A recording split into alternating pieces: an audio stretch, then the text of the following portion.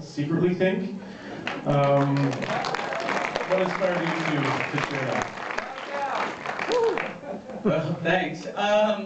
I honestly am not quite sure where this movie came from outside of it was I wrote it as a Christmas present to my wife. And the first draft was 185 pages long. So there's a lot of other people who got killed in the old draft. I think, you know, I do, sometimes I don't know if I'm Roxy or if I'm Frank, but I really, and as corny as it sounds, I really do believe I wish people would be nicer. I think we really evolved into a culture where people are so unaware of how their actions affect other people. Not so much in Canada, much to my surprise. I saw a homeless guy fall over and people came to his aid when I was here, and that shocked the shit right out of me. Either that or they were rolling him. Maybe they're going, I got the hobo's wallet, but I don't know. I'm glad that the Canadians have been warming up to this movie because I may have to move here.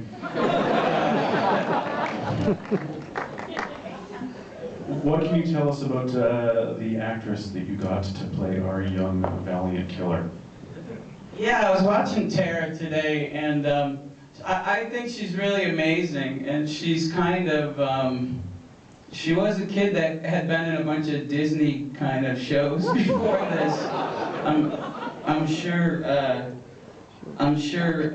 she's tainted now for the Disney people, but that's what I do to child actors. I really ruined Daryl Sabara's career with, you know, I think it's funny, you can kill people in a movie, and that's not controversial, but Jesus Christ, don't fuck with Diablo Cody. Boy, oh boy. Oh, the wrath you'll feel. And I truly don't think a girl that's a murderer who's psychotic would sit around going, oh good, Juno's on. I love this. But I think, I was watching today going, why are people mad? And I think it's because she does the impression of Juno. Because they're all with it.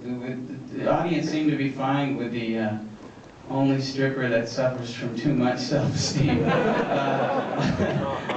But when she did the Ellen Page impression, I think people got, hey, she's Canadian. You just went over the line, Bob Scratch Goldthwait. That guy didn't do shit. Actually, what? There was a guy that was fucking tits on a nun. That guy is, if you look when they're on the Good Morning America show, at the very beginning of the thing, it was that guy whose name was going by. Time goes backwards. It goes from 8:31 to 8:30. Yeah, that's why I still got a bone to pick with that young man. So we're actually 1 minute younger now for watching the movie. We have any questions? Yes, in the black there. Awesome movie. I was going to ask you, did you have any problems getting clearances for music or for locations, given the subject matter? Yeah, well, some of the people that, you know, the people playing the Westboro Baptist people, the ones like God Hates Fags. So when they found out the movie was called God Bless America and the car had flags all over it, they all go, yeah, then they suddenly thought it was a patriotic movie. So, Alice Cooper, that's an Alice Cooper at the very end. He and his manager were very helpful getting a lot of the Alice Cooper music. I sent him the speech that she makes about Alice Cooper, and then they were on board pretty much. But Ray Davis of the Kinks, that's a Kinks song when he's walking down the street all badass. I really love that. Even though you know that it's not going to go well, for some reason I really like that scene. And Ray, I've been working on a musical with him for a few years now, and hopefully we'll make that someday. So both Alice Cooper and Ray Davis had to get on the phone and say, please give them this song, or these songs. It was pretty funny. But in regards to the subject matter, yeah, it's always weird when I'm making a movie, you know what I mean? It's like I'm filming in a house going, I hope they don't find out it's a movie where a woman blows a dog, you know? Spoiler alert, that was one of my earlier films. I'm just kind of used to it now. But you know what's funny is that, you know the house where they stabbed the parents? This like stoner dude, I think he got it in like, I don't know how, like it was like maybe like given to him, you know, by a dead relative or something, but he just comes down like, hey dudes, what are you doing? Oh, you're stabbing people. All right, I'll be upstairs. It was really weird. That's the, by the way, that's the Kill Bill pump that they're spraying the blood with. I was very excited to have that. What else we have? Yes, here. Why did you have Stephen not validate him at the end? Oh, you mean like say thank you? No, like, because Stephen tried to commit suicide because he wouldn't go on the show, as opposed to trying to commit suicide because they were making fun of him. Well, no, Stephen tried to commit suicide. I guess maybe that's not clear. It was like after they weren't putting him on the show anymore.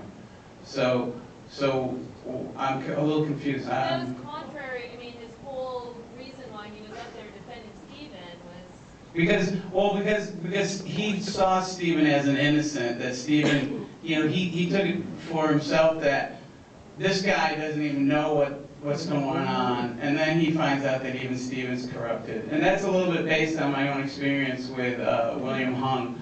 I used to, this is true, you guys are getting an exclusive. I used to direct the Jimmy Kimmel show, and William Hung was on doing a sketch, and I was like, really, you know, are you really gonna beat up on this guy?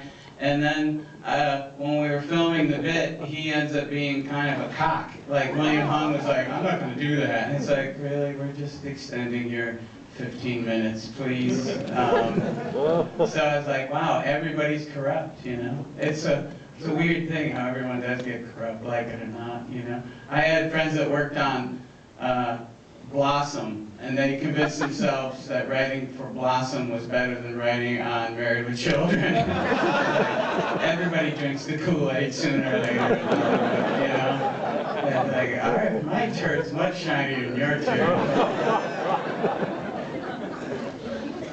Yes, in the blue there. Yeah. How depressed were you when you came up with this concept? Are you feeling any better now? That's a really good question. How depressed was I when I came up with this, and am I feeling better? Despite this movie, I'm actually, I think, a relatively happy person. But I kind of do think I am happy. But it's very weird. This movie, you would have thought it would have been more cathartic for me, and it's having the opposite effect. Because the other movies I make are usually really, you squirm and stuff, but at the end, because it's a movie, I get to change it and make it happy. And this one I thought it couldn't be happy because I was hoping that it would go back on all of our laps going, well, am I going to be part of the problem or am I going to be part of the solution? And when I say that, I don't mean throw out your Blackberries and don't watch reality. I'm just talking about, you know, the next time the conversation comes around and people start talking about Charlie Sheen, you just change the subject, you know? Like, we can all do a little better than that. There's this guy here. Hey. The two leads had really good chemistry. How much time did they have to rehearse before you started shooting? Yeah, the two leads had good chemistry, and how much time did they rehearse before? Not a bunch, but their relationship really was that kind of relationship, you know. I think Tara wanted Joel's approval, and I think Joel looked at her as one of his kids. So it was, you know, my favorite scene in the movie is the balloon scene when they go back and forth. And Joel pointed out to me, he goes, you didn't write that scene. I go, oh yeah. So basically I gave him that toy. It's a Japanese toy. Of course the Japanese have a toy where you play Russian roulette. And I go, just talk about what you don't like. Okay, let's go. We're losing the sun. And then, so that's all that is. So there's something sweet to that scene to me. I like that scene a lot. And then the other scene, the guy who sells him the gun is just the guy who actually supplied our guns to our movie set.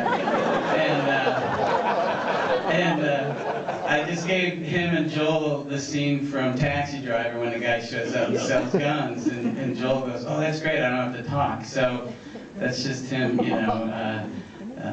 He said to me at one point, I said, say this and say that. And he goes, really? I can be racial? And I go, yeah, you can be racial. Because then, you know, once again, I think at that point, Frank is starting to compromise himself and actually seeking lower companions. He's no longer as idealistic as he thought he was.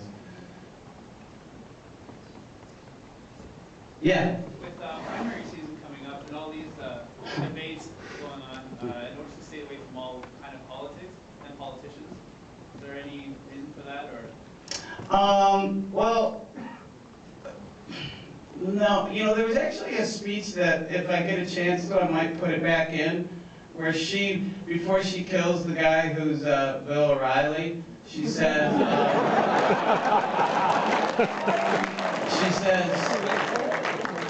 he says, Joel goes, I actually agree with some of the things you say, and Frank says that, and she goes, you do? And he goes, yeah, and he goes, I just wish you would be nice. And he goes, and she says, well, he may agree with some of the things you say, but I think your politics are shit. And then she shoots him, and he goes, bitch, and then she goes, yep. And then I think it's kind of funnier that way. I might, if I'm kind enough, if the people who purchased it let me get back in there a little bit. So the movie is purchased. It was bought by Magnet,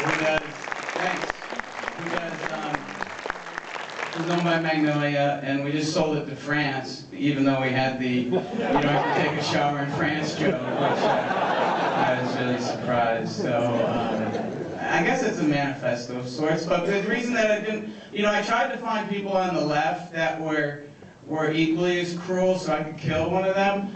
And then I thought, well, then I'm just being, it's just absurd at that point. Do you know what I mean? I think it's funny, my conservative friends have no problem with this movie. They go, you got a problem with somebody, you get a gun, shoot him in the face. What's the problem there? But my liberal friends are like, hey man, this movie is not cool because, you know, what if someone did this, blah, blah, blah, blah, blah, and everybody has an opinion. I'm like, you can't fucking hug Glenn back into sanity, you know? You can't. I'm like, it's Sandinista time, man. I want these people tired of Bill O'Reilly saying everyone in Hollywood's a pinhead. Well, I'm a pinhead, and I make small indie movies that think you're a fucking cock. Okay,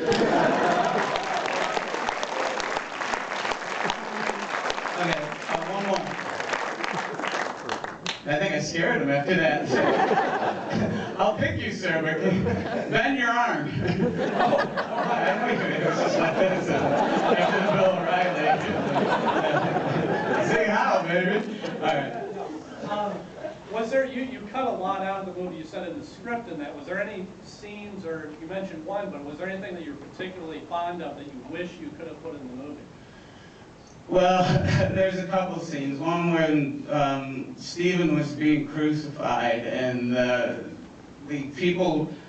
the judges from American Superstars were the Roman soldiers poking him with a sponge, and then Frank looks down and he's crucified next to Stephen, and Roxy's on the other side, and then he rips the nails out of his own hand and pulls a machine gun out from behind the cross and starts shooting everybody. So that was one of the things. That's a whole budget thing, and we didn't have I was happy we got to go to New York. I don't know how much it would have cost to go to Jerusalem. So that, and then there was another scene where they're on top of a building and they're shooting Tate and Jeff fans who are protesting that Tate and Jeff got fired. And they're shooting them, and then she turns into Joan of Arc and she's firing arrows down onto the street and killing people, and then it breaks into a ballet to the song I Don't Like Mondays. So yeah, that was a little costly too. Hey, once I sincerely, it means a lot to me that you showed up, and if you enjoyed the movie, please tell your friends. It means a lot. Thank you so much.